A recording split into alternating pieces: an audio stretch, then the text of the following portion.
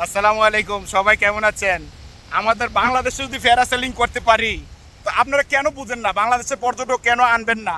পর্যটক আনতে হবে। দেখছেন, পর্যটক যদি আপনি না আনেন তাহলে পর্যটককে ভালোবাসতে হবে, মানুষকে ভালোবাসতে হবে। যখন পর্যটককে ভালোবাসতে হবে, সুন্দর করে এই প্যারাসেলিং করতে হবে।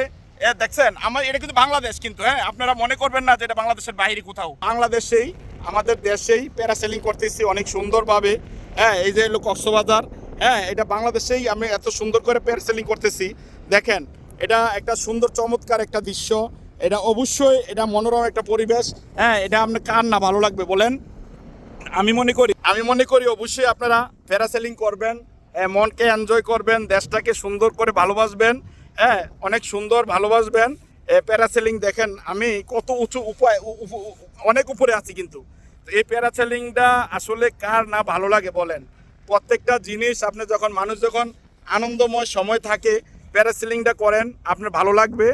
প্রত্যেকটা মানুষ যখন আপনার এই প্যারাসেলিংয়ের মধ্যে যখন আনন্দ উপভোগ করবেন, প্রত্যেকটা পর্যটক দেশের বাহিরের পর্যটক আনার চেষ্টা করবেন, তাহলে দেশ উন্নত হবে।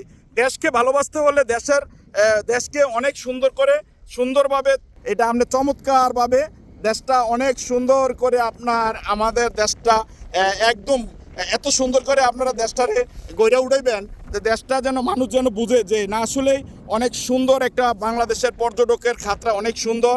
মানুষের যেন সুন্দরভাবে আসতে পারে, মানুষের যেন বুঝে যে না, দেশটা আমাদের অনেক সুন্দর চমৎকার। আমি মনে করি আপনারা যখন এই প্যারাসেলিংয়ে করবেন, আপনারা এই সুন্দরভাবে এই চমৎকারভাবে আপনারা সবাই আপনার করে আপনার এই ভিডিওগুলি আমি মনে করি আপনারা সকল মানুষকে শেয়ার করবেন। যে বাংলাদেশে কক্সবাজারও আপনার অবশ্যই এটা 2000 টাকা নিয়েছে আমার কাছে থেকে এই প্যারাসেলিং করতে, 2000 টাকা। তো এটা সুন্দরভাবে আমি মনে করতেছি প্যারাসেলিং করে সুন্দরভাবে আমরা এই চমৎকার। তো সুন্দরভাবে আপনারা ভালো থাকবেন। আসসালামু আলাইকুম।